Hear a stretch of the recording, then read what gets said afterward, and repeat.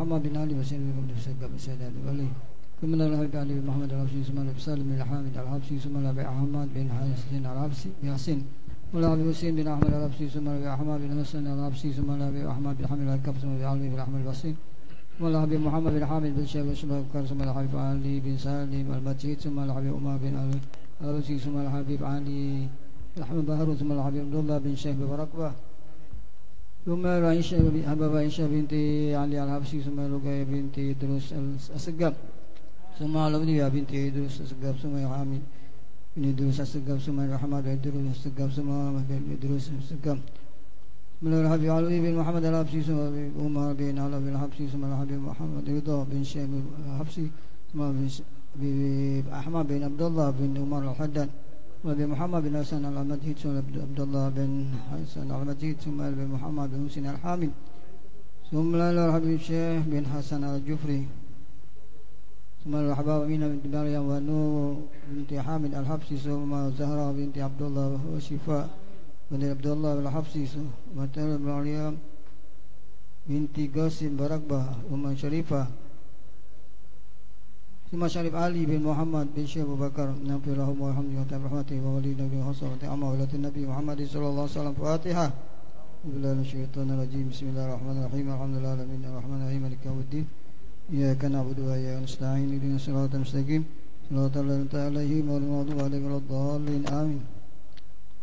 بسم الله الرحمن الرحيم. الفتح بالقبول الإقبال والصلاة والحلق والبناء في الذنوب وسلب القلوب ويسيب القلوب ويستره وبارك لنا ولكم في كل حال والحلال والمال والعيال ويغفر لنا ولكم ووالدينا ووالديكم وجميع المسلمين والمسلمات والمؤمنين والمؤمنات وأن يتولنا في ولايته ويحفظنا من شر بريته ويغفر لنا وتقصيرنا بحقه وبحق تبيته وبحق أزواجنا وبحق والدينا وبحق جميع المسلمين ويبارك لنا في أوقاتنا وساعاتنا وينقلنا وإياكم من ذل المعصيات إلى الطاعة من هذه النقصان إلى أوج المعالي ومن كل حالة دانية إلى كل حالة ماضية واشفي أمراضنا واسع أمراضنا واسع أعمارنا معذور في وعافية وحسن سابقتنا وحسن خاتمتنا وعلى كل من نواه حبيبنا علي بن محمد الحبشي وإلى النبي محمد صلى الله عليه وسلم. الفاتحة.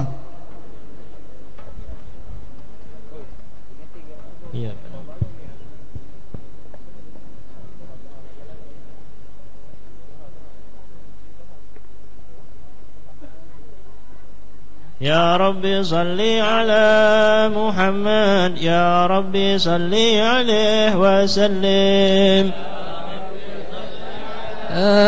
محمد يا رب صل عليه وسلم يا رب صل على محمد أشرف بدر في الكون أشراق يا رب صل على محمد يا رب صل عليه وسلم يا رب صل على محمد أكرم داء يدعو إلى الحق يا رب صل على محمد يا رب صل عليه وسلم يا رب صل على محمد المصطفى الصادق المصدق يا رب صل على محمد يا رب صل عليه وسلم يا رب صل على محمد أبضى أحلى الورى منطقا وأصداق يا رب صل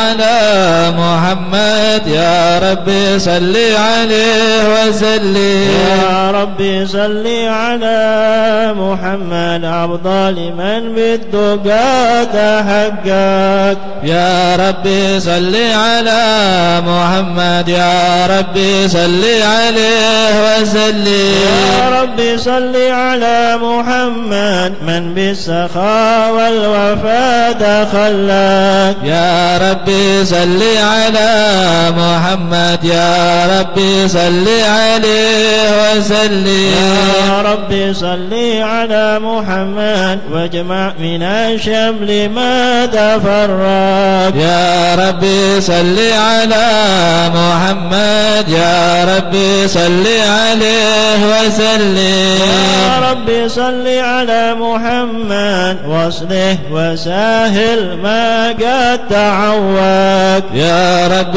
صل على محمد يا رب صل عليه وسلم يا رب صل على محمد وافتح من الخير كل مغلق يا رب صل على محمد يا رب صل عليه وسلم يا رب صل على محمد وعليه ومن بالنبي تعلق يا رب صل على محمد يا رب صل عليه وسلم يا رب صل على محمد وعليه ومن للحبيب يعشق يا رب صل على محمد يا رب صل عليه وسلم يا رب صل على محمد ومن بحبل النبي توثق يا رب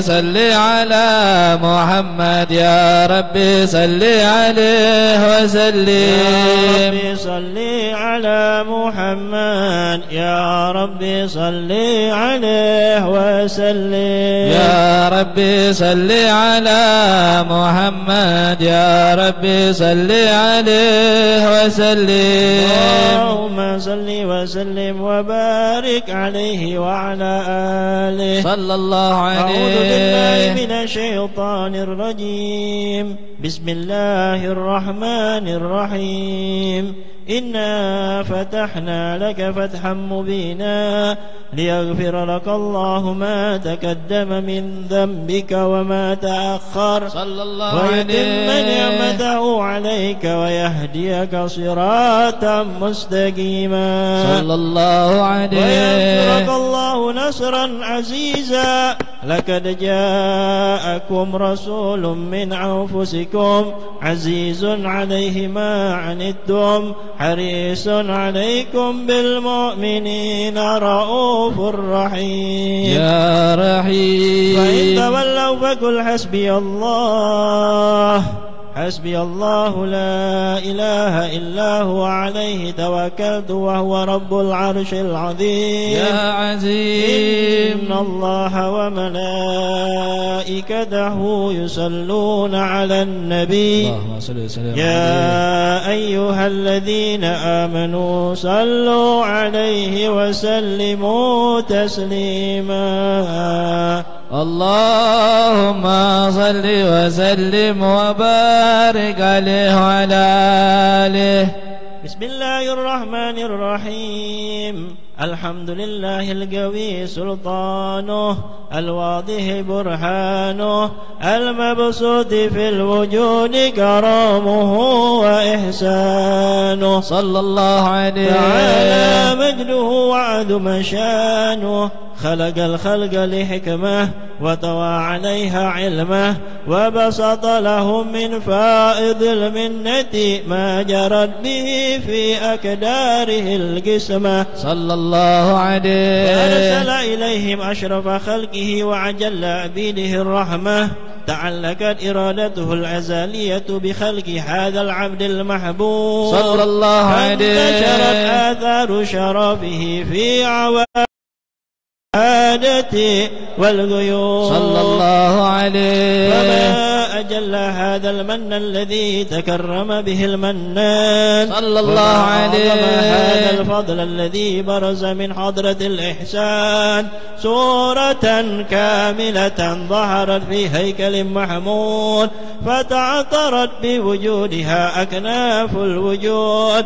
وطرزت برد العوالم بطراز التكريم اللهم صل وسلم أشرف صلاة وتسليم على سيدنا ونبينا محمد الرؤوف الرحيم اللهم صل وسلم وبارك عليه وعلى آله. اللهم صل وسلم وبارك عليه وعلى آله. صلى الله عليه. جل الحق في عالم قدسه الواسع تجليا قضى بانتشار فضله في القريب والشاسع. صلى الله عليه. وله الحمد الذي لا تنحصر أفراده بتعداد ولا يمل تكراره بكثرة ترداد. صلى الله عليه. أبرز من عالم الإمكان صورة هذا الإنسان صلى الله عليه. يتشرف بوجوده الثقلان وتنتشر أسراره في الأكوان، فما من سر اتصل به قلب منيب إلا من سوابغ فضل الله على هذا الحبيب. صلى الله عليه. يا لقلب سروره قد توالى بحبيب عم الأنام نوالا. صلى الله عليه. شرف الوجود بنور ومر الكون بهجة وجمالا. صلى الله عليه. قد ترقى في الحسن على مقام وتناهى في مجده وتعالى. صلى الله عليه. لاحظته العيون فيما اجتلته بشرا كاملا يزيح الضلال. صلى الله عليه. وهو من فوق علم ما قرأته رفعة في شؤونه وكمالا. صلى الله عليه. سبحان الذي أبرز من حضرة الامتنان ما يعجز عن وصفه اللسان ويحار في تعقل معانيه الجنان. صلى الله عليه. انتشر منه في عالم البطون والظهور ما ملأ الوجود الخلق ينور. صلى الله عليه. تبارك الله من إله كريم بشرتنا آياته في الذكر الحكيم ببشارة لقد جاءكم رسول من أنفسكم عزيز عليه ما عنتم حريص عليكم بالمؤمنين رؤوف رحيم. صلى الله عليه. فمن فاجأته هذه البشارة وتلقاها بقلب سليم فقد هدي إلى صراط مستقيم. اللهم صل وسلم أشرف صلاة وتسليم على سيدنا ونبينا محمد الرؤوف الرحيم. اللهم صل وسلم وبارك عليه وعلى آله. اللهم صل وسلم وبارك عليه وعلى آله. وأشهد أن لا إله إلا الله وحده لا شريك له شهادة يعرب بها اللسان أما تضمنه الجنان من التصديق بها والإذعان. صلى الله عليه. تثبت بها في الصدور من الإيمان قواعده وتلوه على أهل اليقين من سر ذلك الإذعان والتصديق شواهده. صلى الله عليه. وأشهد أن سيدنا محمدا عبد الصادق في قوله وفعله والمبلغ عن الله ما أمره بتبليغه لخلقه من فرده ونفله.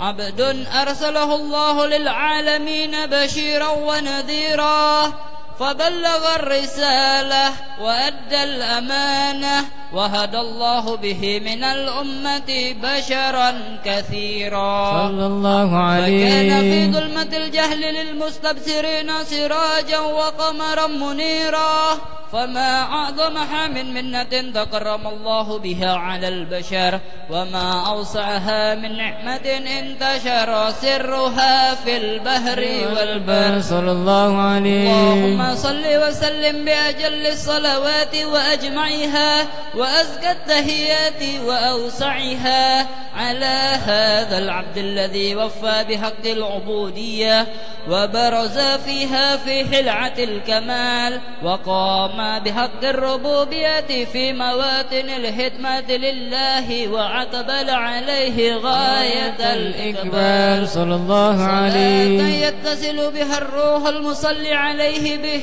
فينبسط في قلب نور سر تعلق به وحبه ويكتب بها بعناية الله في حزبه وعلى آله وصحبه الذين ارتقوا صحوة المجد بقربه وتفيأوا ظلال الشرف الأصل بوده وحبه ما أكثر الأكوان بنشر ذكراهم نسيل. اللهم صل أشرف صلاة وتسليم على سيدنا ونبينا محمد الرؤوف الرحيم.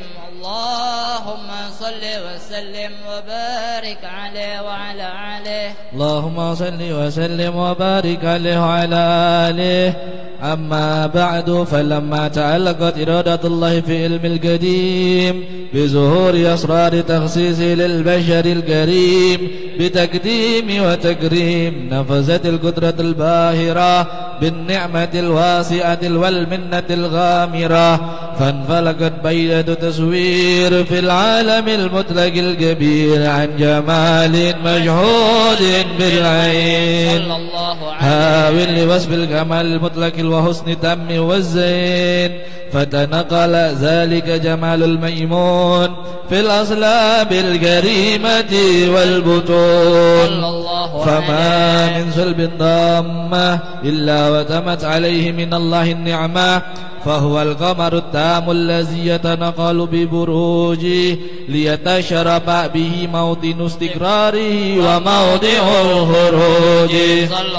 وقد قدت الأقدار الأزالية بما قدت، وأزهرت من سر هذا النور ما أزهرت، وخصصت به من خصصت، فكان مستقره في الأصلاب الفاخرة والأرحام الشريفة الطاهرة، حتى برز في عالم الشهادة بشرا لا كالبشر، ونورا حير الأفكار زهوره وبحر، فتعلقت همة راكم لهذه الحروف بأن يركم في هذا القرطاس ما هو لديه من عجائب ذلك النور معروف.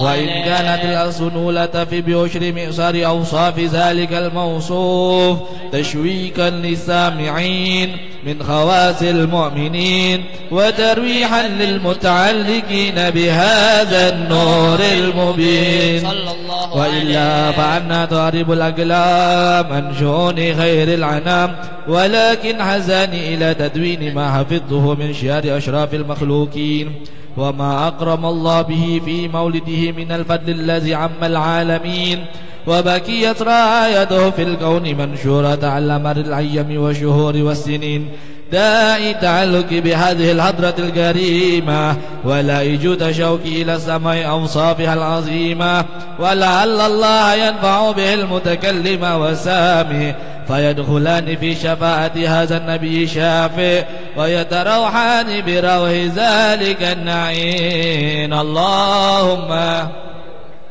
شرف صلاة وتسليم على سيدنا ونبينا محمد الرؤوف الرحيم. اللهم صل وسلم وبارك عليه وعلى آله. الله الله يا الله، الله الله يا الله، والصلاة على خير الورى مصطفاهم. الله الله يا الله، الله الله يا الله، والصلاة على خير الورى مصطفاهم.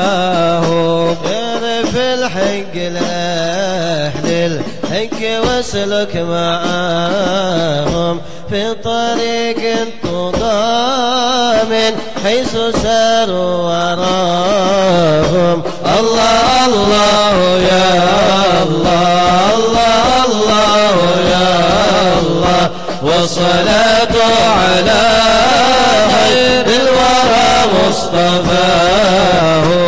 السعادة منوطة كلها باكتفاهم، بهت من قد رآهم أو رأى من رآهم.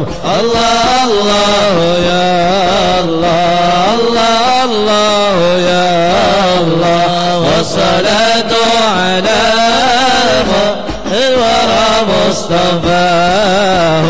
أو وتعلق بهم دائم ولازم فداهم فإنهم قامات في البرية حكماهم الله الله يا الله الله الله يا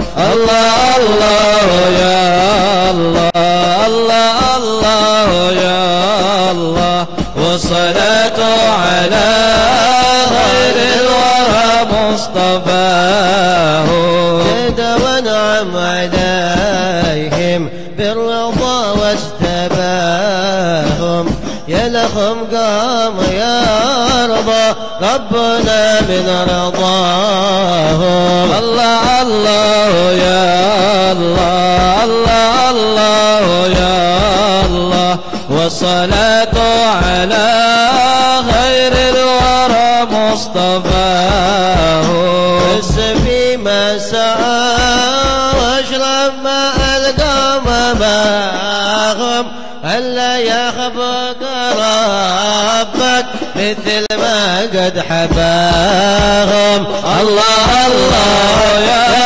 الله الله الله يا الله والصلاة على خير الورى مصطفاهم حيثما كان ظهر في مجال صفاهم وقد يدعونها من حين تسمع دعاهم الله الله يا الله الله الله يا الله والصلاة على خير الورى مصطفاهم والتمس من مدادهم واستمد من مدادهم فإن فيما خير الورى مقتداهم الله الله يا الله الله الله يا الله والصلاة على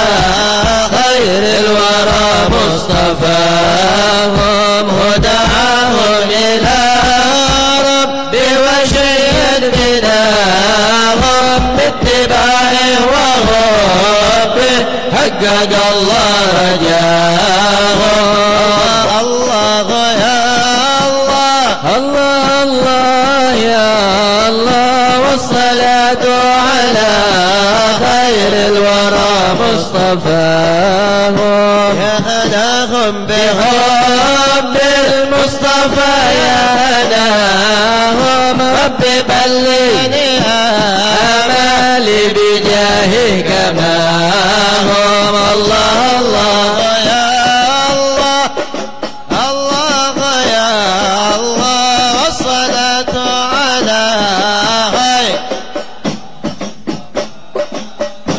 ربي بلغني آمالي بجاهه كما هم والصلاة على خير الورى مصطفاهم الله الله يا الله الله الله يا الله والصلاة على خير الورى مصطفاهم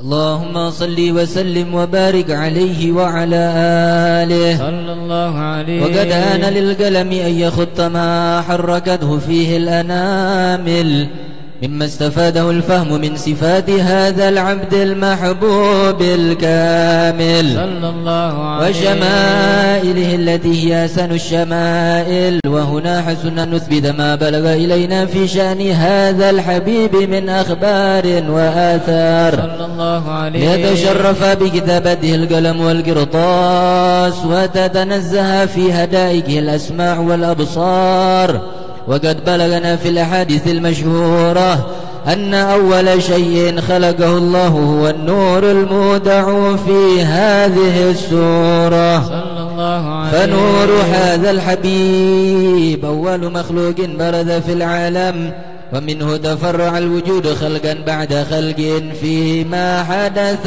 وما تقادم. صلى الله عليه. وقد أخرج عبد الرزاق بسنده عن جابر بن عبد الله الأنصاري رضي الله عنهما قال: قلت يا رسول الله بأبي وأمي أخبرني عن أول شيء خلقه الله قبل الأشياء. قال: يا جابر إن الله خلق قبل الأشياء نور نبيك محمد صلى الله عليه وسلم من نوره. صلى الله وقد ورد من حديث أبي هريرة رضي الله عنه أنه قال رسول الله صلى الله عليه وسلم: كنت أول النبيين في الخلق وآخرهم في البعث. صلى الله عليه. وقد تعددت الروايات بأنه أول الخلق وجودا وأشرفهم مولودا. ولما كانت السعادة الأبدية لها ملاحظة خفية اختصت من شاءت من البرية بكمال الخصوصية. صلى الله عليه. فاستودعت هذا النور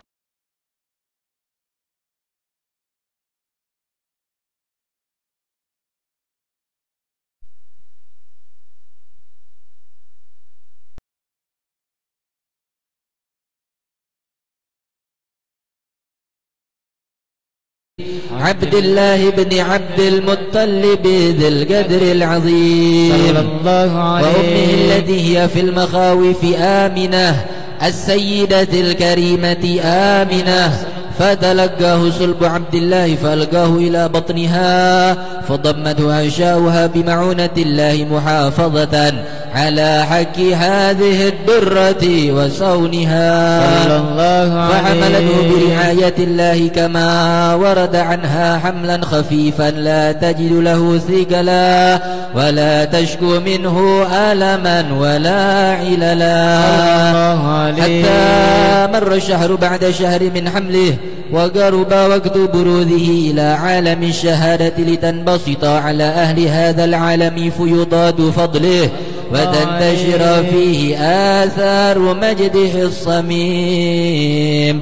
اللهم صل وسلم وأشرف صلاة وتسليم على سيدنا ونبينا محمد الرؤوف الرحيم. اللهم صل وسلم وبارك عليه وعلى آله. اللهم صل وسلم وبارك عليه وعلى آله. صلى الله عليه. وعلقت به هذه الدرة المكنونة والجوهرة المصونة والكون كله يسبح ويمسي في سرور وابتهاج بقرب ظهور إشراك هذا السراج. والعيون متشوفة إلى بروز متشوقة إلى التقاط جواهر كنوز. وكل دابة لقريش نطقت بفازه العبارة معلنة بكمال البشارة. وما من حامل حملت في ذلك العام إلا أتت في حملها بالغلام من بركات وسعادة هذا الإمام. ولم تزل الأرض والسماوات متضمخة بعذر الفرح بملاقة أشرف البريات وبروزه من عالم الخفاء إلى عالم الزهور بعد تنقله في البطون والظهور. فأظهر الله في الوجود بهجة التكريم وبسطه في العالم الكبير ماعدة التشريف والتعظيم ببروز هذا البشر الكريم. اللهم صل وسلم أشرف الصلاة والتسليم على سيدنا ونبينا محمد رؤوف رحيم. اللهم صل وسلم وبارك عليه وعلى آله.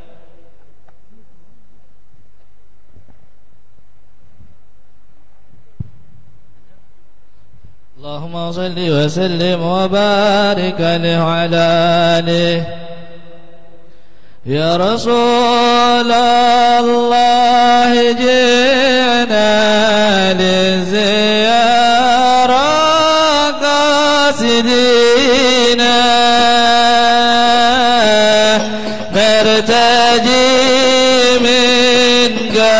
شفاعة عند رب العالمين. رسول الله جينا لزيارك سيدنا نرتجي منك شفاعة عند رب العالمين. يا رسول الله أهلا بك إنا بك نسعد وبجاهي يا إلهي جد وبلغ كل مقصد.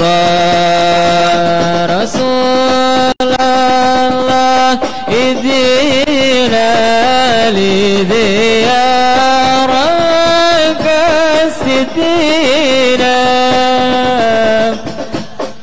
نرتدي منك شفاعة عند رب العالمين. ودينا نهج سبيلي كي به نسعد ونرشد. ربي بلغنا بجاهي في جواري خير مقعد. يا رسول الله إدينا لديارك سيدنا نرتجي منك شفاعة عند رب العالمين.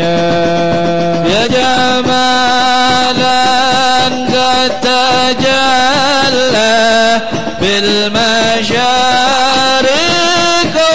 والمغرب مرحبا أهلا وسهلا بك يا خير الحبايب.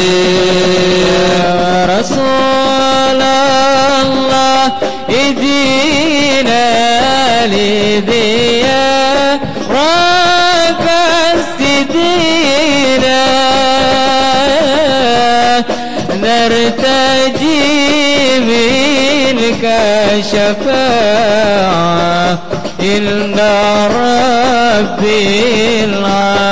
العالمين. مرحبا أهلا بشمس خافيات فيها الكواكب. مرحبا أهلا بشمس قد محت كل الغياهب. رسول الله إدينا لزيارك سيدنا نرتجي منك شفاعة عند رب العالمين. ولربي كل حمد جل يصح وله شكر على ما قد حبانا من مواهب. يا رسول الله إذنا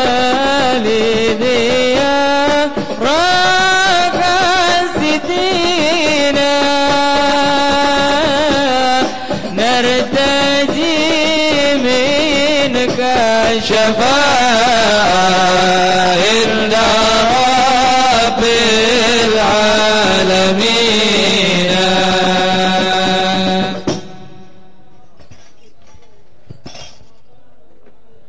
اللهم صل وسلم وبارك عليه وعلى آله.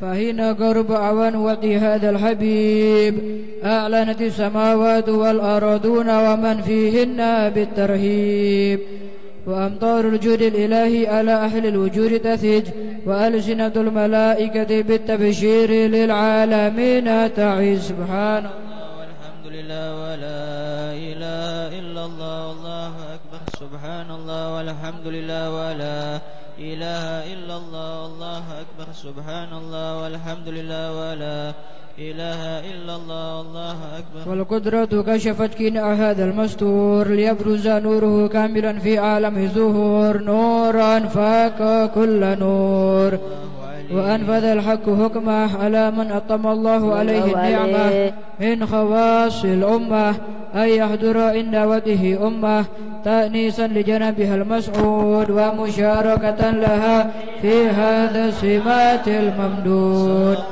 الله عليه الله سيدة مريم وسيدة آسية ومعهما من الحور العين من قسم الله له من الشرف بالقسمة الوافية.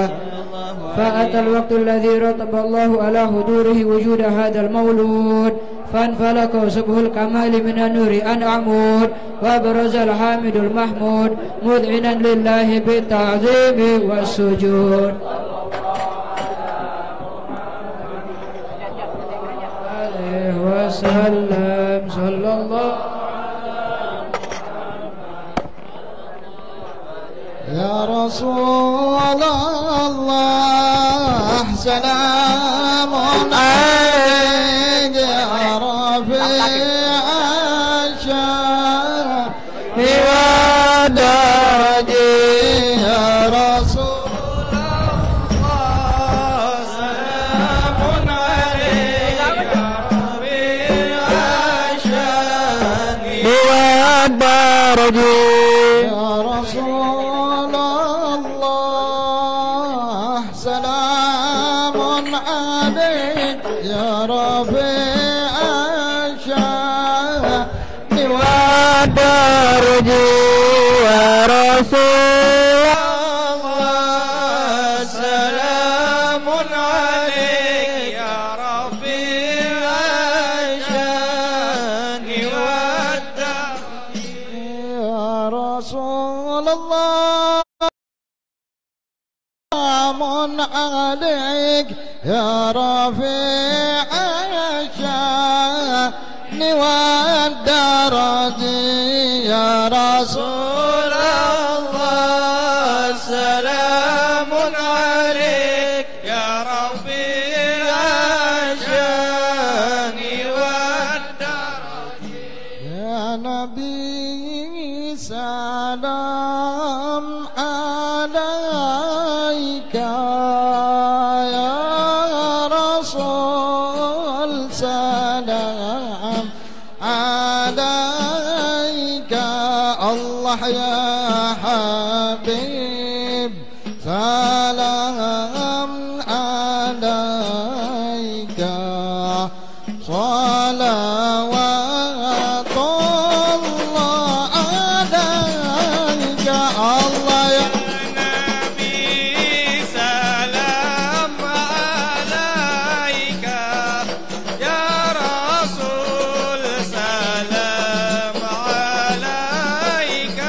الله يا يا حبيب سلام عليك صلوات الله عليك أنصرك الكون بانتهاجا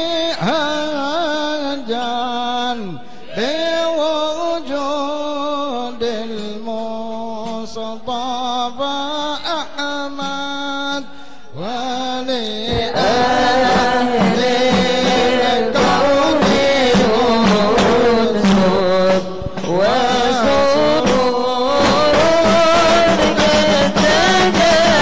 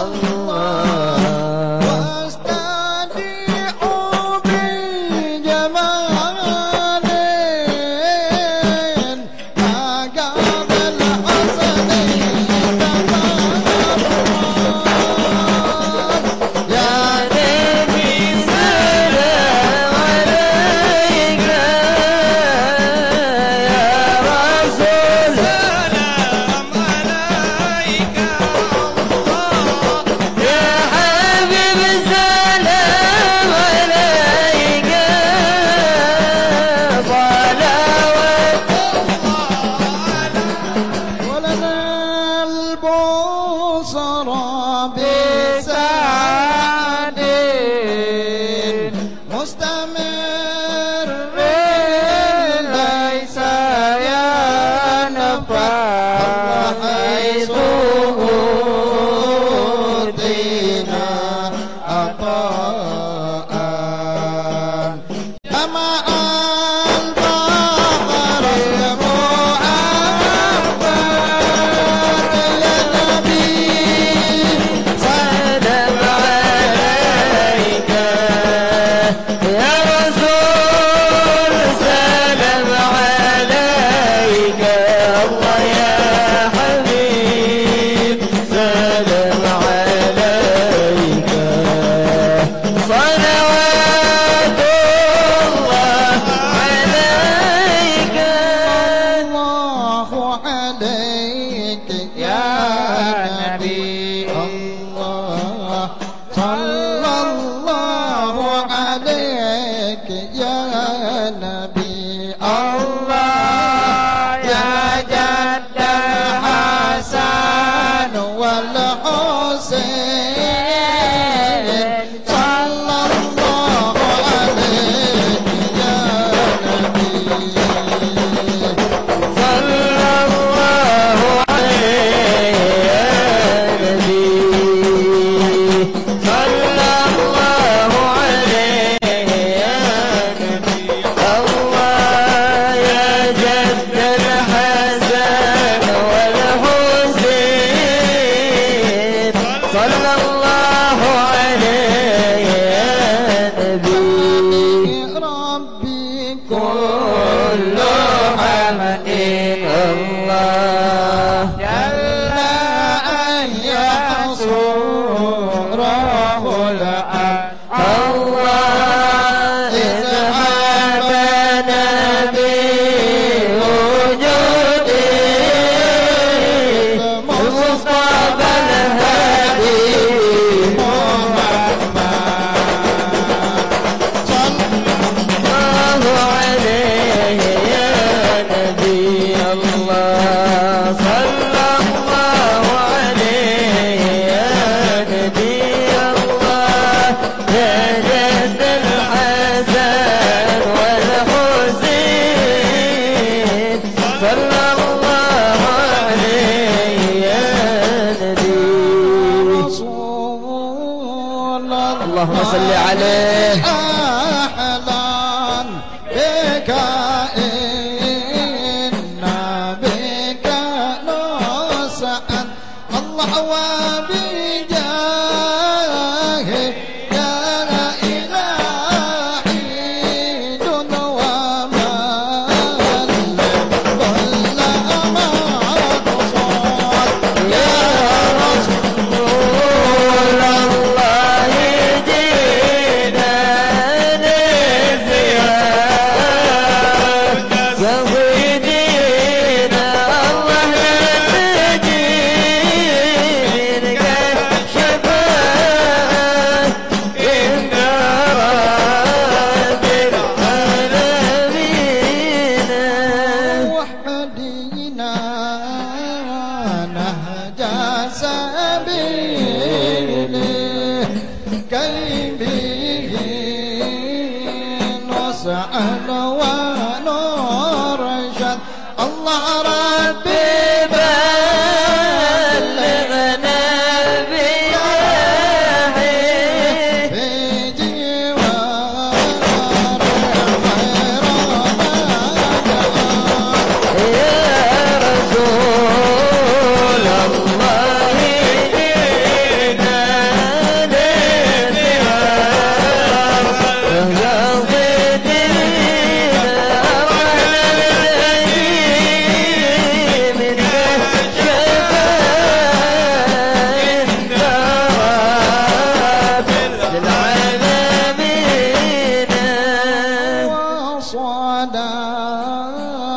الله تغشى أسراب الرسل محمد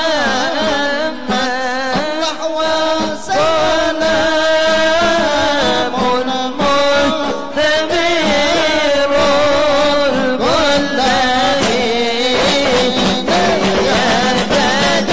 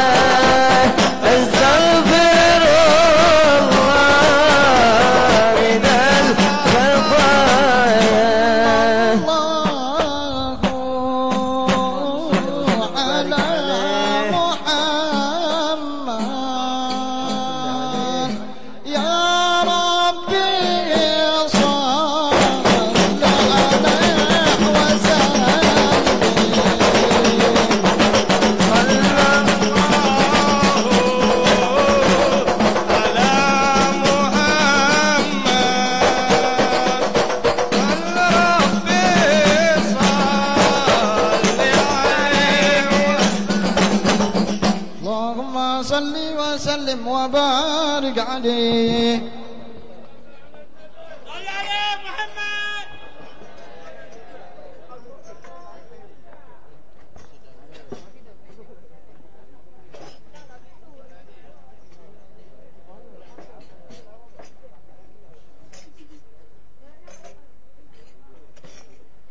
Allah ala Muhammad. Bismillah, semuanya duduk, semuanya duduk. Allahumma salli wa sallim ala sayyidina Muhammadin wa ala ali sayyidina Muhammad. Sallu alaihi. Sallu ala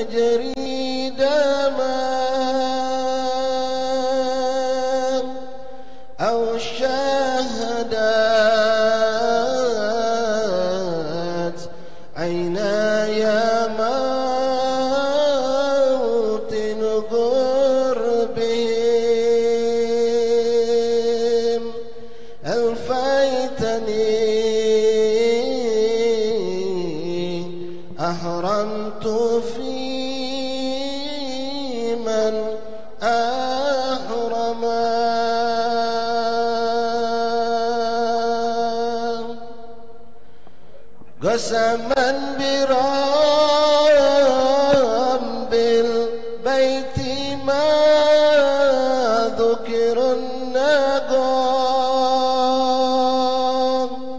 والمنحنى إلا وكنت متيما يا ليلة بات الحبيب يديرني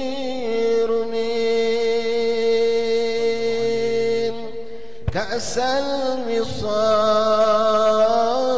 الوصال مدامة ما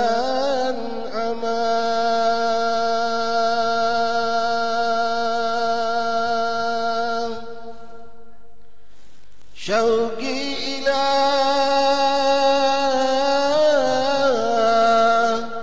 دار الحبيب محمد شوق تمكن في الحشا وتكتم دار حوى نعم الإله جميعها منحل فيها خير عبد قد سما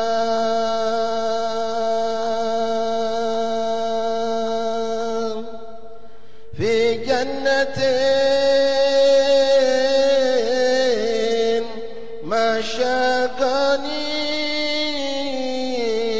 من وصفها إلا لكون الهب فيها خيما شوقي إلى دار الحبيب محمد شوق تمكن في الحشاء وتكتما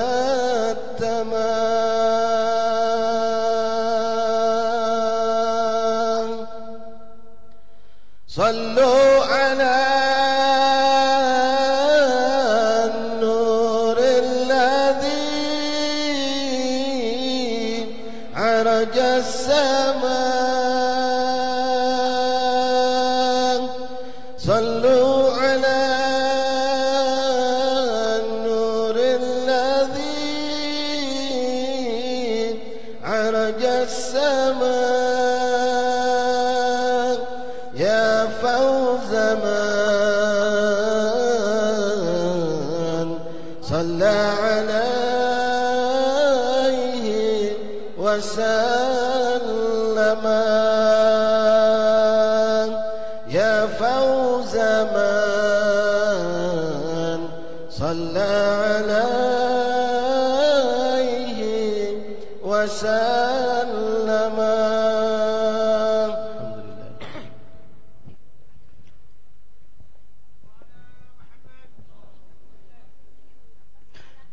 Bismillahirrahmanirrahim. Assalamualaikum warahmatullahi wabarakatuh. Alhamdulillahi rabbil alamin. Allahumma salli wa sallim ala sayyidina Muhammad wa ala alihi sayyidina Muhammad. Rabbi shrah li sadri wa yassir li amri wahlul 'uqdatam min lisani yafqahu qawli wahdi qalbi wa saddid lisani bihaqqi wa bijahi sayyidina Muhammadin sallallahu alaihi wa alihi wa sahbihi ajma'in, amma ba'd. Ma'asyiral habaib wal aba wal asatidz wal hadirin rahimakumullah. Pertama-tama marilah senantiasa kita memanjatkan puji syukur kita kehadirat Allah Subhanahu wa taala, yang mana pada malam hari yang berbahagia ini, malam yang ke-10, masih dalam rangka kita memperingati hari kelahiran baginda Rasulullah sallallahu alaihi wa alihi wasallam, yang mana pada malam hari ini kita berada di rumah daripada salah satu wali min awliyaillah, yaitu Sayyidul Habib Muhammad bin Abdullah Al-Habsyi. Mudah-mudahan hadirnya kita pada malam hari ini Allah Subhanahu wa taala senantiasa memberikan taufik dan hidayahnya kepada kita semua, diberikan rahmat kepada kita semua, dan tidaklah kita keluar dari tempat ini kecuali segala dosa dan kesalahan kita diampuni oleh Allah Subhanahu wa taala, segala hajat-hajat kita dikabulkan oleh Allah Subhanahu wa taala, dan kita semua dimatikan dalam keadaan husnul khatimah.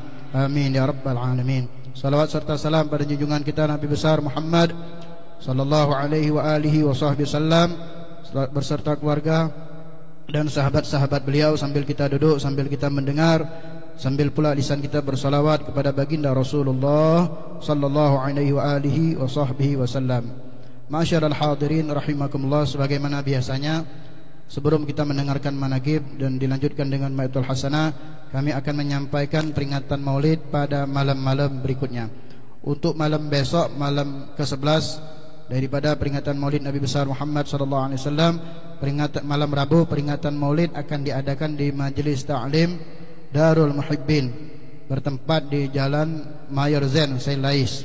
Kemudian untuk malam berikutnya, malam Kamis atau malam bertepatan dengan malam ke-12 daripada bulan Rabiul Awal, peringatan Maulid akan diadakan di rumah Al-Habib Alwi bin Syekh Asgab bertempat di Komplek Asgab 16 Ulu. Kemudian untuk malam berikutnya, malam Sabtu yang di situ mungkin sudah sering disampaikan, cuman kami mengulangi bahwasanya ada perubahan jadwal untuk malam Jumat. Di situ untuk peringatan Maulid akan diadakan di Majelis Ratibul Haddad wa Da'wah Palembang Darussalam bertempat di rumah Al-Habib Abdullah bin Idris bin Syihab, bertempat di rumah Al-Habib Abdullah bin Idris bin Syihab di Kampung Sungai Bayas. Rumahan tambahi. Adapun untuk peringatan Maulid pada sore hari tanggal 10 Rabiul Awal bertepatan dengan tanggal 27 Oktober, peringatan Maulid akan diadakan di Majelis Ta'lim Al-Hidayah Tangga Batu, waktu jam 4 sore sampai dengan selesai. Demikianlah pengumuman peringatan Maulid yang dapat kami sampaikan. Ma'asyiral hadirin rahimakumullah, marilah sama-sama kita dengarkan manaqib singkat daripada Al-Habib Muhammad bin Abdullah Al-Habsyi yang akan disampaikan oleh Fadilul Ustaz Hasan bin Al-Ustaz Umar bin Alwi Asgab. Kemudian dilanjutkan dengan Ma'tul Hasanah yang akan disampaikan oleh Fadilul Ustaz Ahmad bin Hasan Basyai. Fa'alaihi falyatafaddal mashkura. Sallallahu ala Muhammad.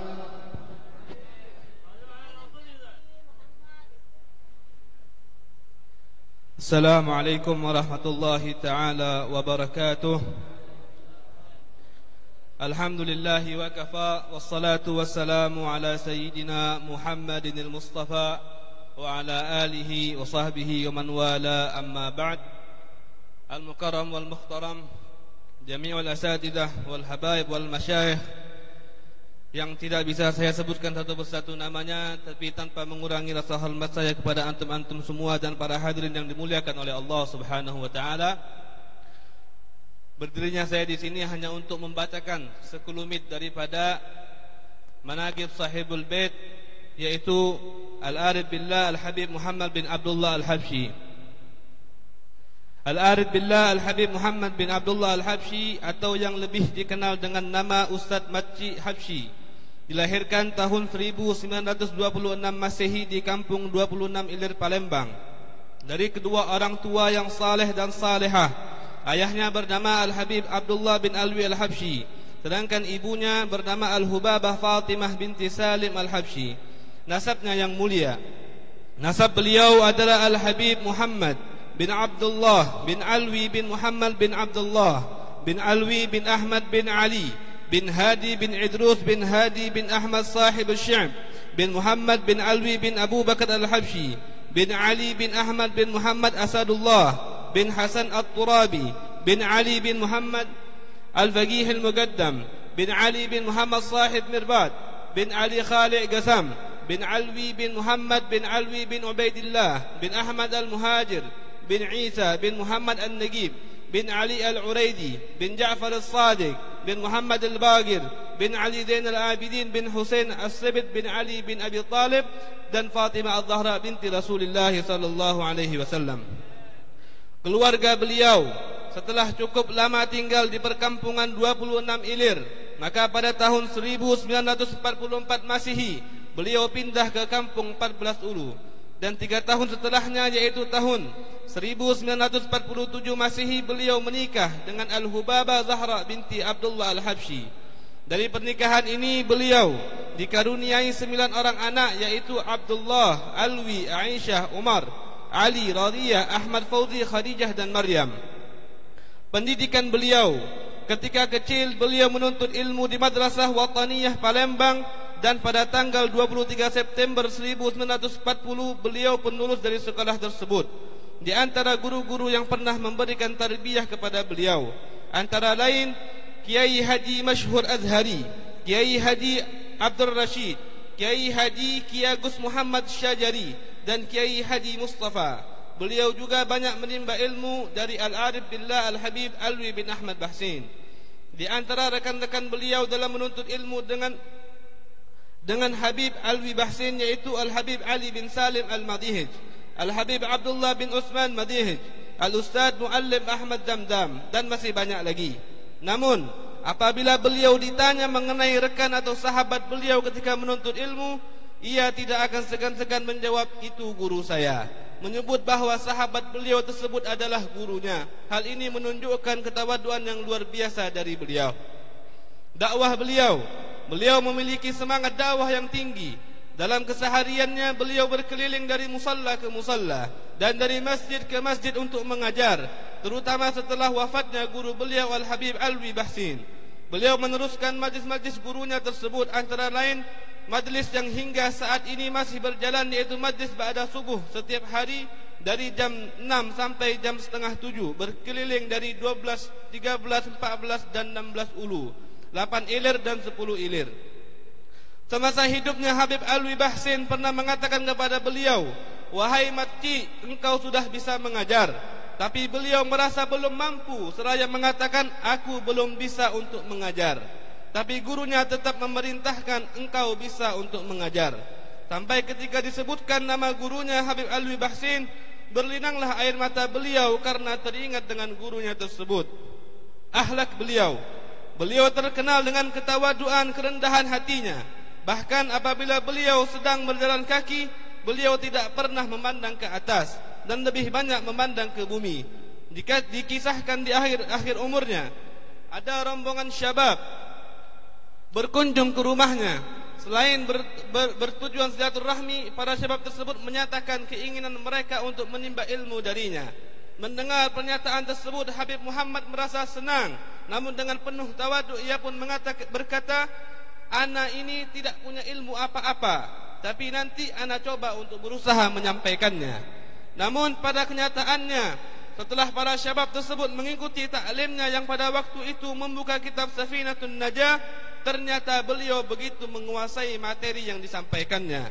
Semua syabab tersebut merasa bahwa masing-masing di antara mereka menjadi murid yang paling dekat dengan Habib Muhammad, menunjukkan betapa perhatiannya beliau terhadap murid-muridnya. Selain itu, Habib Muhammad terkenal dengan kewaraannya. Beliau memiliki keahlian dalam bidang jahit-menjahit, sehingga di antara cara beliau mencari nafkah adalah menerima upahan menjahit pakaian dan sejenisnya.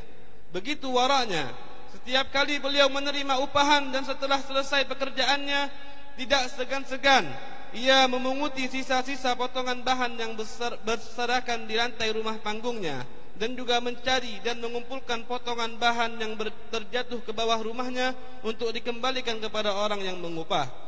Selain itu, dalam kesehariannya beliau tidak banyak bicara dan tidak menjawab kecuali kalau ditanya sesuatu, menunjukkan kewaraan beliau. Saking waraknya, hingga dalam bergaul pun ia merasa takut salah dalam bicara. Wafat Beliau pulang ke rahmatullah pada tanggal 1 Jumadil Akhir 1421 Hijriah, bertepatan dengan tanggal 19 September 1999 Masehi, dan dimakamkan di Guba Al-Habsyi, pemakaman Aulia dan Habaib Telaga Swida 14 Ulu Palembang. Demikian sekelumit manaqib beliau. Semoga dengan mengetahui akhlak dan perjalanan beliau, kita dapat meneladaninya serta dapat menerapkannya dalam kehidupan kita sehari-hari. Hakadha minni wal afu minkum. Wassalamualaikum warahmatullahi wabarakatuh. Masyaallah, hadirin rahimakumullah, menyampaikan beberapa hal pengumuman, di antaranya untuk tidak merokok selama acara maulid berlangsung. Begitu juga untuk yang mungkin masih ngobrol dan lain sebagainya. Mari sama-sama kita dengarkan.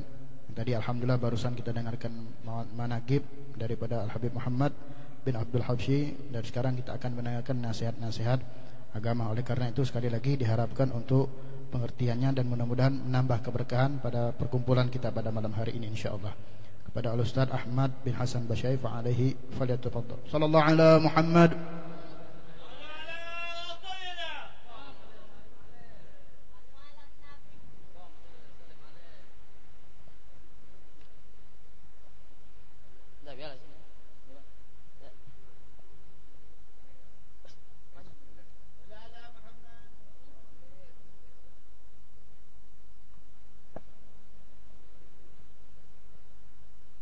Li ghairi jamalikum nadhari haramun wa ghairi kalamikum indi kilamu wa umru nasri minkumu ba'da yaumin wa sa'atu ghairukum amun fa'amu. Assalamualaikum warahmatullahi taala wabarakatuh.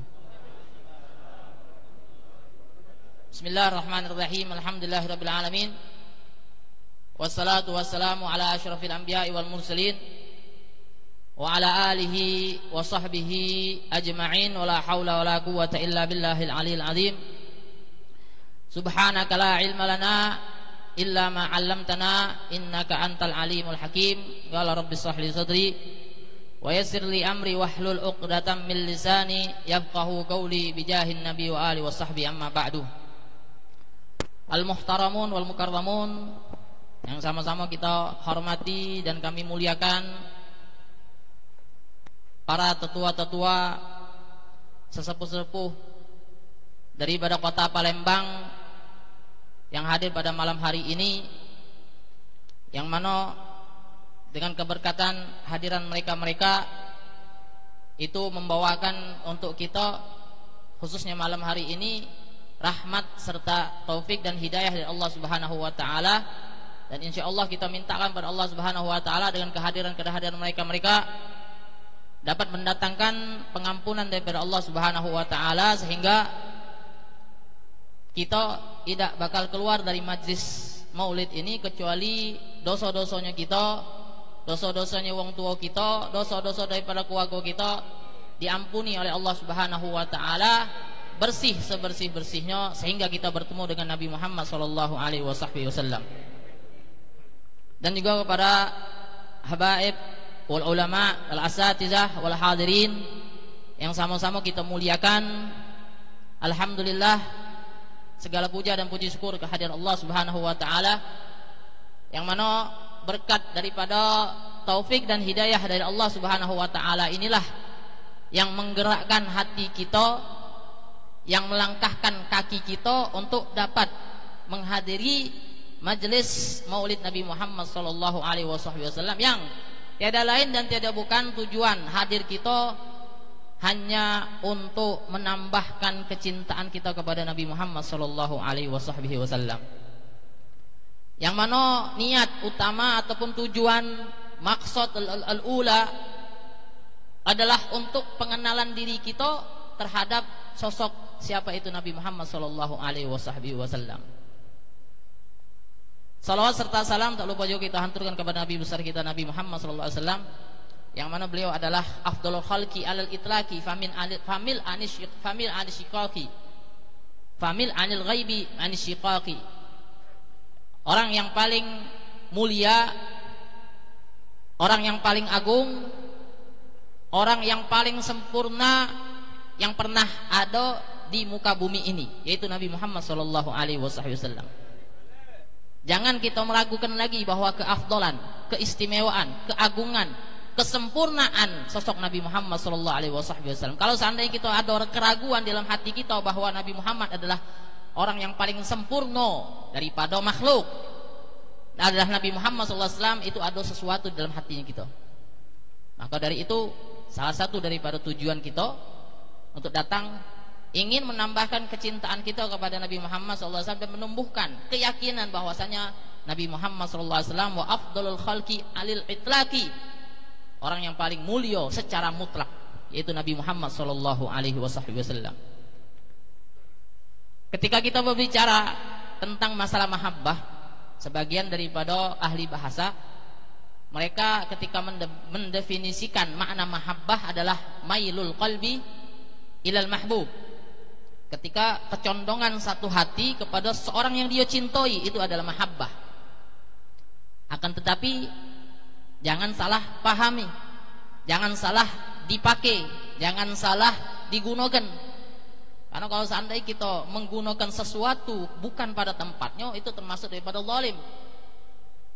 Yang namanya cinta sejati, cinta yang mendatangkan kerahmatan daripada Allah Subhanahu wa taala dan keridhaan daripada Allah Subhanahu wa taala, mahabbah yang memang benar-benar tujuannya adalah benar, yaitu tiada lain adalah mahabbah kita kepada Nabi Muhammad sallallahu alaihi wasallam. Kenapa? Karena kita sudah tahu galau lah alasan kenapa kita harus cinta kepada Nabi Muhammad sallallahu alaihi wasallam. Tapi Fadzakir fa inna dzikra tanfa'ul mu'minin. Semoga dengan pengingatan kita, pengulangan ini, ya cuman itu bisa mengingatkan kepada kita, menyadarkan kita lagi yang tadinya sudah pernah dengar hadis ataupun ayat-ayat Quran yang mungkin kita Al-Faqir akan sebutkan, tapi fadzakir fa inna dzikra tanfa'ul mu'minin, sebagai pengingat yaitu ketika Rasulullah SAW bersabda innama ana rahmatul muhda, kata Rasulullah SAW, aku hanya adalah hadiah yang dihadiahkan oleh Allah Subhanahu wa taala kepada kalian wahai umatku, kata Rasulullah SAW.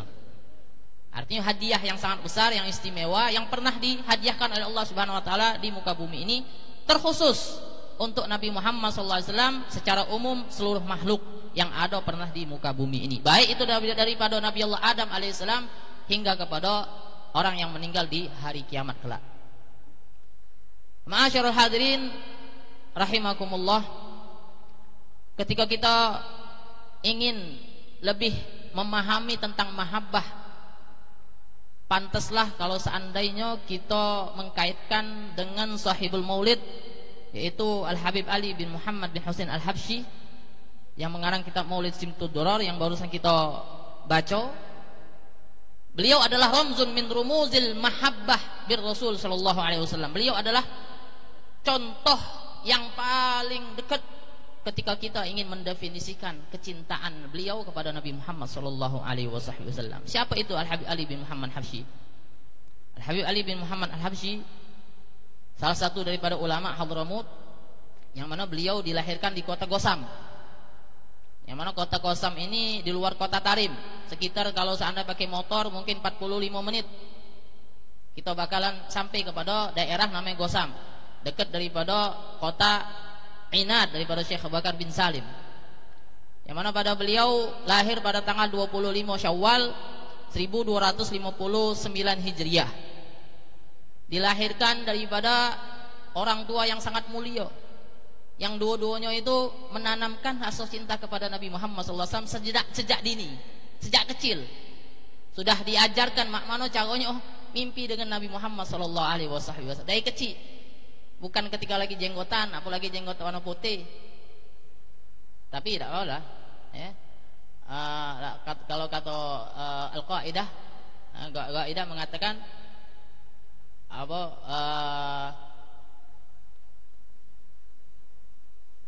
kalau seandainya memang tidak pacak galau-galaunya paling sebagiannya kecintaan kepada Nabi Muhammad SAW. Abah beliau adalah Habib Muhammad bin Husain Al-Habsyi, salah satu daripada mufti Syafi'iyah di kota Mekkah, yang mana emang sejak kecil Al-Habib Ali Muhammad Habsyi emang diajarkan oleh abahnya beliau Habib Muhammad.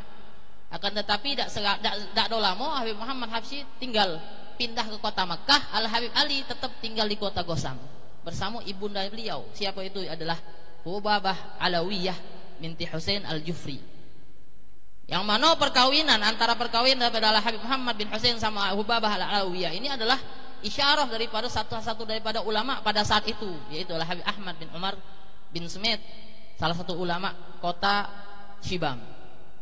Atas isyarah daripada guru Al-Habib Muhammad bin Husain itulah Al-Habib Muhammad menikahi Hubabah Alawiyah binti Husain Al-Jufri, sehingga melahirkan anak-anak, melahirkan daripada zuriyah yang begitu mulia, yang begitu agung, yang begitu terkenal di mana-mana, termasuk minhumul Habib Ali bin Muhammad Al-Habsyi. Semenjak kecil Habib Ali diasuh oleh Hubabah Alawiyah Al-Jufri dan sudah dikenalkan dengan Nabi Muhammad SAW dari kecil. Sudah dikenalkan dengan sunnah-sunnah Nabi Muhammad SAW. Dari kecil sudah dianggap diajarkan tentang hal-hal yang kewajiban-kewajiban, bahkan kesunnah-kesunahan daripada sunnah Nabi Muhammad SAW. Sehingga tumbuhlah Al-Habib Ali bin Muhammad Al-Habsyi ini, tumbuh orang yang memang benar-benar cerdas, orang benar-benar memikirkan sesuatu lima ba'dal maut, sesuatu yang memang akan yang dia terima, dia dapati setelah beliau meninggal, yaitu apa? Amal kebaikan solehah segala-galanya. Salah satu kemuliaan Habib Ali Habsyi waktu masih kecil sudah. Dia setiap menghadiri satu majelis, setiap ada acara, setiap ada pertemuan-pertemuan yang dimana di situ dihadiri oleh para ulama-ulama, ada yang ceramah, ada yang ngajar, beliau kagum dengan ulama tersebut, balik dia langsung setelah acara tersebut dia balik ke rumah ngomong sama ibunya, Umi, tadi aku hadir majlis ini ketemu dengan ulama fulan. Ulama itu pinternya masalah nahu, misalkan. Pinter masalah tafsir. Ya Allah, Umi, tolong doa ke aku biar aku pecah ulama fulan yang tadi itu. Didoakan oleh Ubabah Alawiyah binti Husain. Doakan. Lagi ketemu lagi. Hadir majlis yang Umi, tadi aku ketemu dengan ulama ahli tafsir. Tolong doakan aku. Doa selalu minta doa kepada wong tua, terkhusus daripada ibu unda. Sehingga memang benar-benar Habib Ali bin Muhammad Habsyi memang yang kita kenal adalah maulidnya beliau. Yang kita kenal karamahnya beliau. Yang kita kenal tentang mujahadah, ya, kesemangatan beliau dalam beribadah pada Allah Subhanahu wa taala. Akan tetapi beliau punya pondok pesantren nama Ar-Riyad. Beliau punya anak-anak murid yang memang pada saat itu anak murid-muridnya itu terkenal. Atas didikan siapa? Al-Habib Ali bin Muhammad Habsyi, tentu didasari dengan ilmu yang sangat luas. Habib Ali Muhammad Habsyi, suatu ketika Habib Ali Habsyi ini masih di kota Gosam tadi. Habib Ali Habsyi masih kecil, dia pakai lidah, pakai sorban. Sholat di Masjid Ba'alawi. Di Gosam itu ada Masjid Ba'alawi. Dan tempat di situ pernah sholat Syekh Ali Khalid Gosam. Di situ ada tiang. Yang mana Habib Ali Habsyi sudah sholat berjamaah sama yang lainnya. Saubannya Habib Ali Habsyi ini ditaruh ketinggalan di dekat di paraknya tiang tadi. Pak tiang tadi Habib Ali Habsyi lupa. Sampai ke rumah baru teringat, oh iya sauban aku ketinggalan di musola itu, di masjid itu. Akhirnya balik, cari Habib Ali Habsyi malam balik dari rumahnya beliau ke masjid jauh. Dicari Habib Ali Habsyi tak ketemu sauban. Tahu-tahu metu dari tiang tadi itu ada tangan yang ngenjuk ke. Nah, sauban buat kau, sauban kau. Aku jago katanya. Siapa itu tak tahu, Allah alam. Khodimnya di situ mungkin. Karena apa? Karena melihat ketika kita menemukan kejadian yang itu, mungkin kita takut kali. Mungkin kita berlari. Walaupun kita ketemu dengan pakai jubah, pakai imamah malam hari. Yang mana ada kemungkinan ada uang mak ini. Pasti kita takut. Karena apa? Keimanan kita masih lemah. Kalau misalkan Habib Ali bin Muhammad Habsyi itu dari kecil sudah ditanamkan dalam hatinya beliau, itu adalah keimanan pada Allah Subhanahu wa taala, sehingga la yakhafu laumata la'im, tidak takut dengan apa-apa. Ali bin Muhammad Habsyi. Besarlah Habib Ali bin Muhammad Habsyi di kota Gosam di bawah didikan Ubabah Alawiyah, dan Ubabah Alawiyah termasuk daripada Madrasatul Ula, termasuk daripada sosok perempuan yang bisa menghasilkan mendidik salah satu seorang ulama yang mungkin dari awal dia dilahirkan sampai sekarang mungkin hari kiamat tetap diingat-ingat namanya beliau. Salah satu adalah Ubabah Alawiyah. Memang benar peran daripada ibu adalah sangatlah mempengaruhi didikan daripada anak-anaknya. Termasuk Ubabah Alawiyah binti Husain, termasuk daripada ammah bibinya daripada Al-Habib Abdullah bin Husain bin Tahir, termasuk daripada ibundanya Al-Habib Alwi bin Abdullah bin Idrus bin Syahab.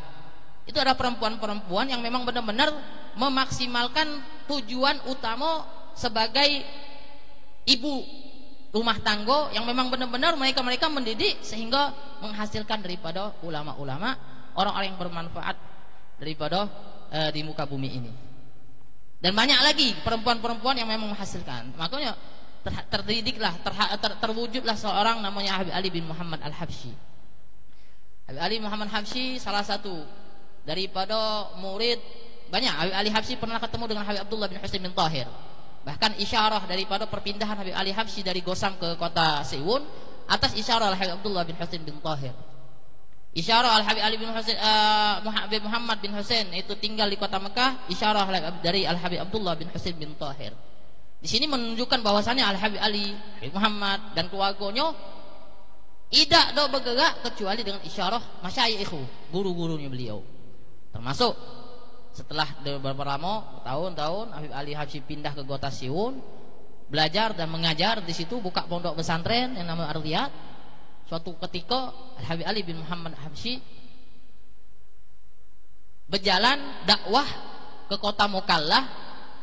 Pada saat itu Al-Habib Ali bin Muhammad Habsyi bertemu, nyingok guru besar beliau, Syekhut Tahkim, Syekh yang memang benar-benar guru guru besarnya beliau, yaitu Al-Habib Abu Bakar bin Abdullah Al-Attas. Nah, dari semenjak pertemuan itulah Habib Ali bin Muhammad Habsyi membuat ikatan batin yang dari dulu memang sudah terwujud, tapi sekarang baru kejingoan, yaitu antara Habib Ali bin Muhammad Habsyi dengan guru besar beliau Al-Habib Abu Bakar bin Abdullah Al-Attas. Kalau kita cerita tentang Habib Ali Habsyi tidak bakalan lepas dengan Al-Habib Abu Bakar bin Abdullah Al-Attas. Memang benar Syekhul Syuyukh, memang benar-benar Syekhul Tahkim Habib Ali bin Muhammad Habsyi, walaupun beliau sudah ada guru-guru yang lain termasuk Habib Abdullah bin Husain bin Tahir. Tidak menutup kemungkinan beliau itu adalah menghormati Habib Abdullah bin Husain bin Tahir. Tapi ketika beliau menyerahkan az-zimam, menyerahkan hidup matinya dia adalah kepada guru beliau, guru besar beliau Habib Abu Bakar bin Abdullah Al-Attas, sudah. Maka kalau kata sebagian ulama, al-murid baina yadi syekh kal mayyit baina yadil ghasil. Seorang murid di sini adalah benar-benar murid, seorang penuntut ilmu yang pengen sampai kepada kata Habib Abdullah bin Alwi Muhammad Haddad dalam kitab Risalah Sulukul Murid beliau, yang dimaksud murid di sini adalah orang-orang yang memang pengen ketemu dengan Allah Subhanahu wa taala, pengen sampai kepada Allah Subhanahu wa taala, bukan cuma murid kelas banyak, murid sekolahan banyak, tapi orang yang pengen ketemu dengan Allah Subhanahu, pengen sampai kepada Allah Subhanahu wa taala. Maka pada saat itulah, dari awal itulah pertemuan daripada Al-Habib Ali bin Muhammad Habsyi dengan Al-Habib Abu Bakar bin Abdullah Al-Attas, yang mana ikatan batin zahir itu tidak bakal terlepas. Sampai-sampai Al-Habib Abu Bakar bin Abdullah Al-Attas sendiri ngomong kepada Habib Ali, "Ya Ali, aku sudah memperhatikan kau semenjak engkau dari mulai ada di sulbi atau di rahimnya ibu kau. Aku sudah memperhatikan kau, sudah aku jago kau." Sangkin mahabbahnya gurunya beliau kepada Al-Habib Ali bin Muhammad Al-Habsyi. Walaupun kalau dikatakan daripada sebagian daripada kitab manaqib beliau, ketemu Habib Ali sama Habib Abu Bakar kepada syekhnya itu tadi, itu cuma beberapa kali. Paling tidak 2 tahun atau 3 tahun langsung punya ikatan batin. Karena apa? Karena sejak dulu sudah ada ikatan batin, tapi diwujudkan oleh Allah Subhanahu wa taala ketika beliau bertemu di kota Mukalla. Sampai-sampai Al-Habib Abu Bakar bin Abdullah Al-Attas pernah mengatakan kepada Al-Habib Ali bin Muhammad Habsyi, "Ya Ali, arwadtuka ila Rasulillah sallallahu alaihi wasallam salasa marrat." Aku sudah kenalkan engkau kepada Rasulullah sallallahu alaihi wasallam 3 kali. Ya, ketemu ya Sayyidina Abu Bakar bin Abdullah Al-Attas, minal masyhurin. Orang-orang yang memang benar-benar ulama besar di zaman itu. Kawannya beliau Al-Habib Saleh bin Abdullah Al-Attas, sezaman, seletingan sama Habib Bakar Abdullah Al-Attas. Yang mana ketika beliau mengatakan, "Ya Ali, ardatuka ila Rasulullah sallallahu alaihi wasallam." Aku sudah mensodorkan diri kau kepada Rasulullah SAW 3 kali. Bahkan ada salah satu daripada yang nulis daripada manaqib Al-Habib Ali bin Muhammad Habsyi, Habib Abu Bakar pernah ngomong, "Kau tidak usah capek-capek untuk beramal, wahai Ali. Kau tidak usah capek-capek untuk beribadah. Aku sudah nanggung amalan atau ibadah yang selama kau hidup." Kata Habib Abu Bakar bin Abdullah Al-Attas, karena kecintaan Al-Habib Abu Bakar bin Abdullah Al-Attas kepada Al-Habib Ali bin Muhammad Habsyi. Makanya asya'nu kulla sya'an, segala sesuatu itu bukannya ketika kita mencintai seseorang, apalagi kita cinta Rasulullah SAW, itu sudah kewajiban kita. Itu sesuatu yang memang minad dururiyati minad din, emang harus. Tapi Allah min dalik, lebih baik, lebih istimewa adalah ketika Rasulullah SAW mencintai kita. Makanya kata Al-Habib Ali bin Muhammad Habsyi di dalam kitab Kunuzuz Sa'adah daripada kalam yang dikumpulkan oleh murid-murid beliau, dalam kalamnya beliau mengatakan, "Kun anta fi qalbi Rasulillah sallallahu alaihi wasallam." Jadilah engkau atau usahakanlah engkau ada dalam hati Nabi Muhammad. Artinya apa? Nabi Muhammad yang mencintai kita, yang terwujud.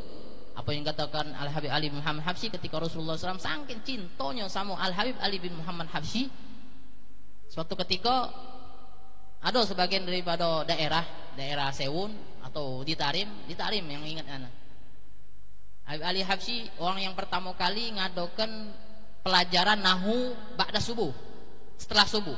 Wong biasanya belum ada katik, sebelumnya belum ada pelajaran subuh, roha subuh itu belum ada. Kalau seandainya pelajarannya nahu, Yang pertama kali Habib Ali Habsyi yang bawa. Ada sebagian daripada uang-uang yang tinggal zaman Habib Ali Habsyi tidak ada senang dengan apa yang dilakukan oleh Habib Ali Habsyi. Bukan tidak senang, artinya tidak setuju. Ngapun? Pagi habis bangun tidur, mending belajar nahu. Mending belajar nahu itu jurumiyah atau mutamimah. Ini tidak agak belajar nahunya yang ngajarnya Habib Ali. Emang benar-benar dari kita dari maulidnya beliau kita sudah tahu. Dari bahasa al-lughatul arabiyahnya memang mumpuni. Dari segi sastranya sudah menguasai Habib Ali Habsyi. Makanya ketika itu ada yang tidak senang, ada yang tidak setuju dengan ketentuan dari Habib Ali Habsyi tadi itu. Tahu-taunya yang tidak senang tadi itu mimpi dengan Rasulullah sallallahu alaihi wasallam. Mimpi ketemu nyingok Nabi Muhammad sallallahu alaihi wasallam lagi berjalan di salah satu daerah jalan-jalannya Tarim. Dia sama beberapa uang. Habis itu nanya, "Wahai Rasulullah, kau nak kemana?" Pagi-pagi ini kan. "Aku nak pergi hadir majlisnya Al-Habib Ali bin Muhammad Habsyi," katanya. Nunjukkan bahwasanya Rasulullah SAW ridho dengan apa yang dilakukan oleh pastinya natijahnya adalah ketika itu pada saat itu adalah Rasulullah SAW cinta kepada Al-Habib Ali bin Muhammad bin Husain Al-Habsyi. Hubungan antara Habib Ali bin Muhammad Husain kepada Habib Bakar bin Abdul Atas sangatlah panjang, sehingga seluruh pujian-pujian, gosidah-gosidah yang kita temui baik itu di dalam Simtud Durar atau dalam gosidah-gosidah beliau, kebanyakan ketika beliau memuji-muji gurunya beliau adalah Habib Abu Bakar bin Abdullah Al-Attas. Memang benar-benar sosok orang yang memang benar mengikatkan tali ikatan antara murid kepada gurunya, sehingga Habib Abu Bakar bin Abdullah Al-Attas orang yang paling dipegang oleh Habib Ali bin Muhammad Habsyi, dan bakal pasti mereka akan tinggal bersama-sama Nabi Muhammad SAW di surganya Allah Subhanahu wa taala. Maka dari itu, kalau seandainya kita punya guru, punya syekh, punya memang benar-benar orang yang kita percayai bahwasanya itu adalah orang yang bisa nyampaikan kepada Allah Subhanahu wa taala, al-wasil, al-musil. Di situ di kitab Maulid Simtud Durar itu di covernya ada tulisan al-wasil, al-musil, orang yang bisa sampai kepada Allah dan bisa menyampaikan seseorang kepada Allah Subhanahu wa taala. Itu Ali bin Muhammad Habsyi. Terlepas juga kalau seandainya guru-guru, kita punya guru-guru, kita punya masyayikh, kita jalin hubungan antara kita kepada guru-gurunya sekiranya kita benar-benar menyerahkan diri kita kepada guru kita. Emang guru kita banyak. Mana kalau seandainya guru kita banyak, ada yang ngomong boleh, ada yang ngomong tidak boleh, apa yang kita meloi? Katanya sebagian ulama membagi antara guru itu ada 3. Syekh asyuyukh salatah.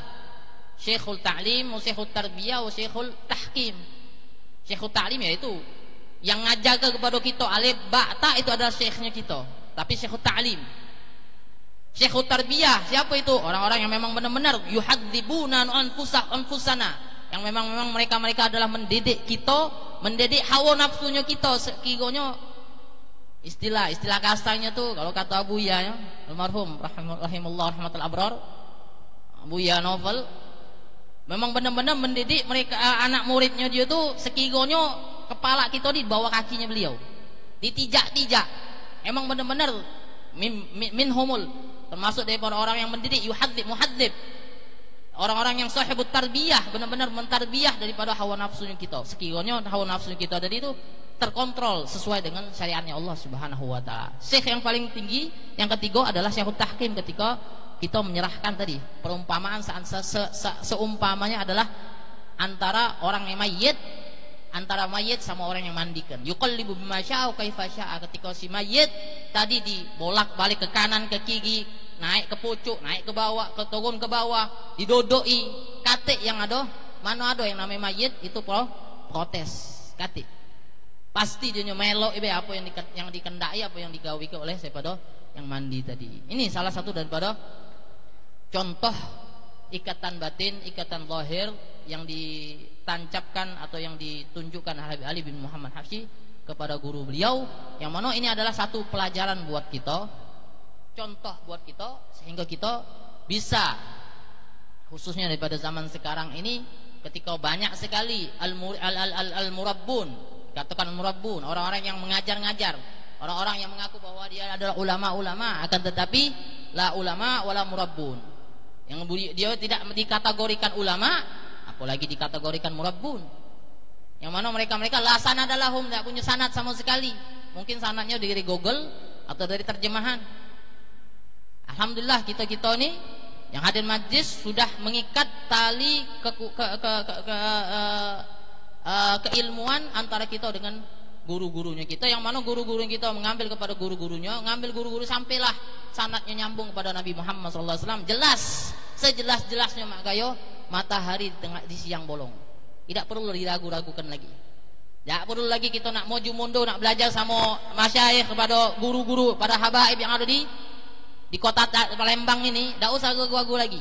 Duduk di majlis, hadir, dengeri, bawa kitab, bawa pena, bawa buku. Itu termasuk daripada syarat min najahil talib, min najahil murid, termasuk daripada syarat kesuksesan seorang murid, seorang pelajar ketika dia belajar dengan guru. Mungkin ini yang kita bisa sampaikan. Mungkin sekelumit tentang Al-Habib Ali bin Muhammad Habsyi ini bisa menambahkan kecintaan kita kepada Nabi Muhammad SAW dan bisa memberikan kesemangatan kita untuk tetap belajar, semangat kita untuk menuntut ilmu karena Nabi Muhammad SAW mewajibkan seluruh muslim dan muslimah untuk menuntut ilmu syariatnya Allah Subhanahu wa taala. Mungkin keberkatan daripada malam hari ini dengan hadiran masyayikh, guru-guru kita, habaibnya kita, syibannya kita, dan para hadirin itu membawa kerahmatan oleh Allah Subhanahu wa taala, menurunkan curahan maghfirah, pengampunan kita untuk kita dan keluarga kita, terkhusus kepada wong tua kita. Amin ya rabbal alamin. Hakadha minni wal afu minkum. Wassalamualaikum warahmatullahi taala wabarakatuh.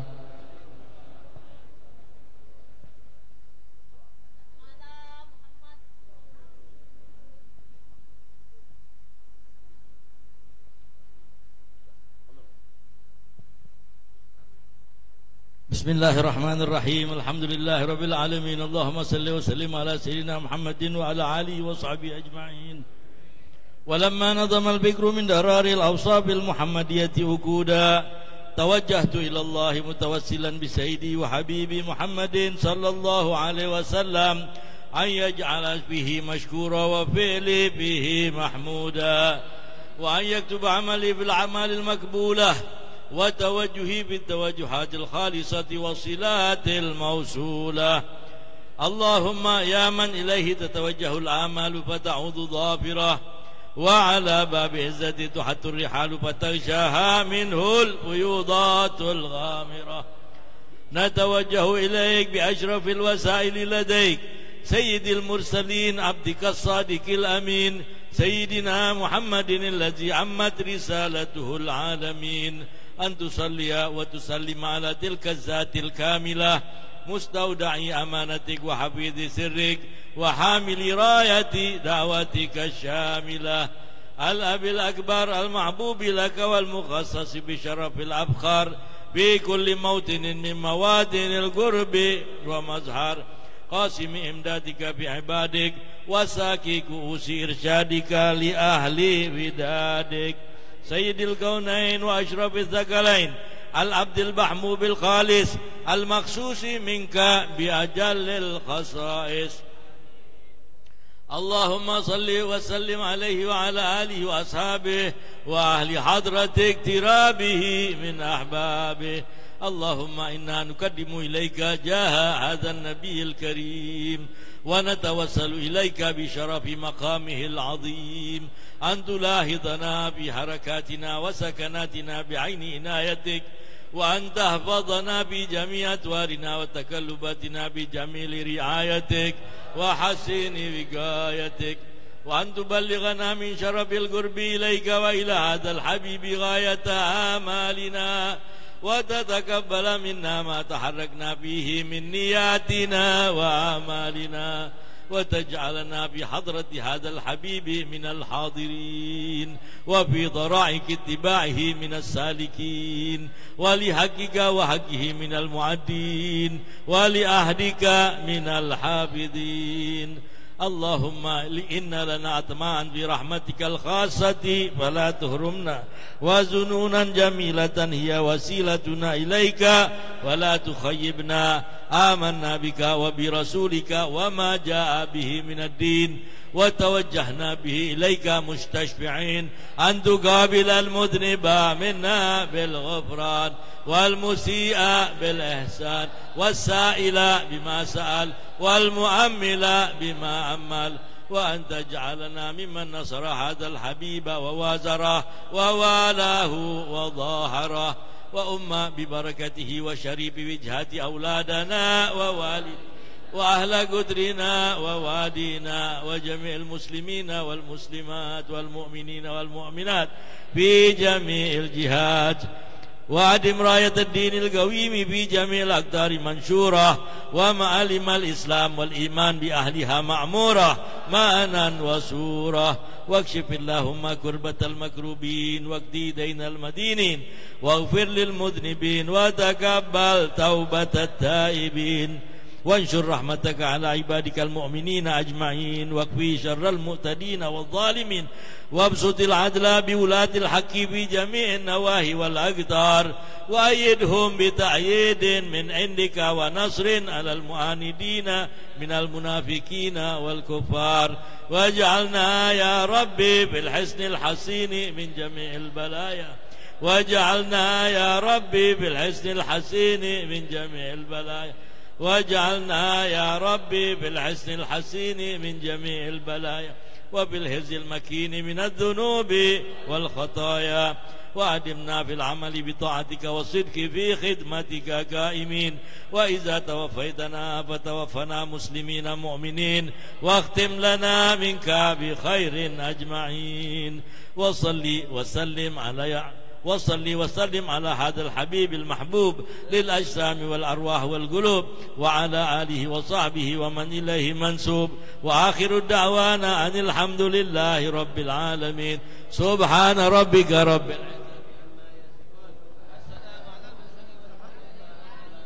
الفضل قبول بحق بجيش الرسول صلى الله عليه وسلم الفاتحة.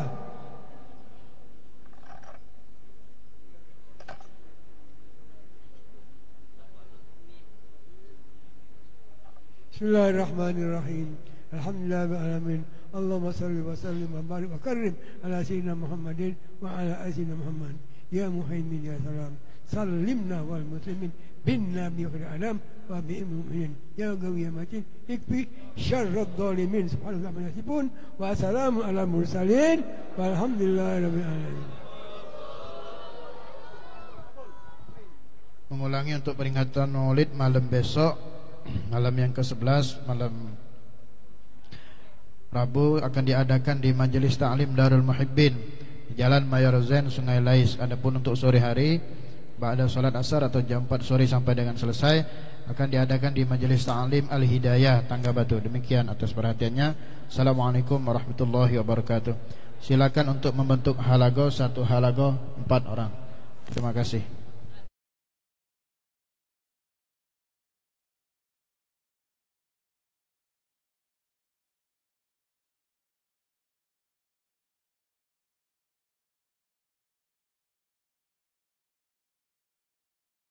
Telah meninggal dunia Sayyid Al-Habib Umar bin Ali bin Umar bin Syahab. Jenazah di Lorong Muaro insyaallah besok jam 9 disolatkan di Musholah Riyadul Jannah dan dimakamkan di pekuburan Al-Habib Ahmad bin Syekh bin Syahab pukul 9. Itu kami minta kepada Ustaz Sukri untuk membacakan Fatihah. فاتحة صلى الله عليه وسلم سيد المرحوم